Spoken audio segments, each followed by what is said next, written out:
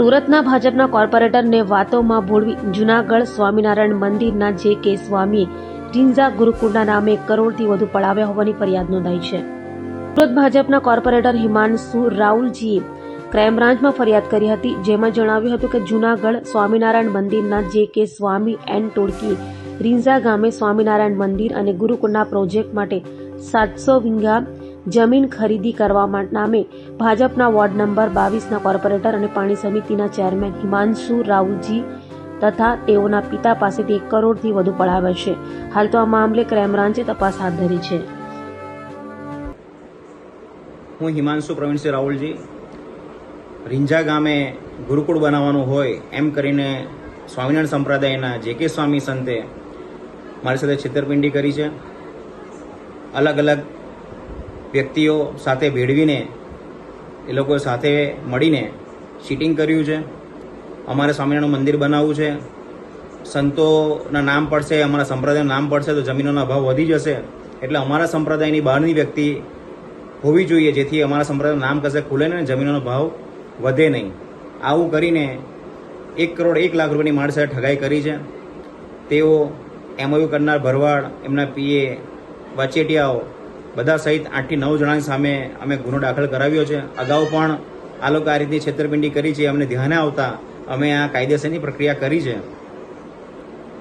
આશરે 7 જણના એમઓયુની ખબર પડી છે કે એ લોકો સાથે છેતરપિંડીનો ભોગ બન્યા છે. સવારથી પણ એક ભાઈનો ફોન આવ્યો, એમને પણ 50 લાખ રૂપિયાની સાથે ઠગાઈ થઈ છે, એ પણ ધ્યાનમાં આવ્યું છે. એટલે આ પ્રકારના પાખંડીઓને આપણે બહાર પાડવા જોઈએ. કાયદેસર પોલીસ પર વિશ્વાસ રાખીને આપણે કાર્યવાહી કરવી જોઈએ, જેથી આપણી જેમ બીજા કોઈ આ રીતના ભોગ નહીં બને અને આ લોકોને સજા મળવી જોઈએ. ગત તારીખ 26/7/24ના રોજ એક ફરિયાદી નામે હિમાંશુભાઈ રાવલજી, જે ભટાર વિસ્તારના કોર્પોરેટર છે, એમની ફરિયાદ અમારી સમક્ષ આવેલી.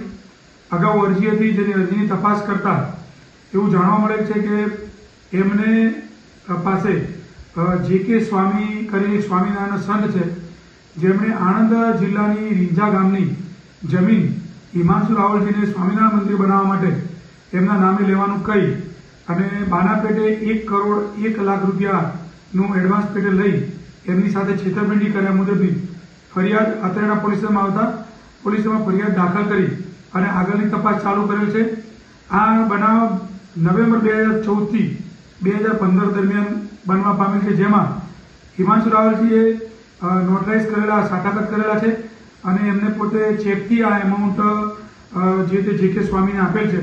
જેમાં મુખ્ય સૂત્રધાર સુરેશ શાર્દુલભાઈ ભરવાડના મારફતે આ બધું ડીલિંગ કરવામાં આવે છે.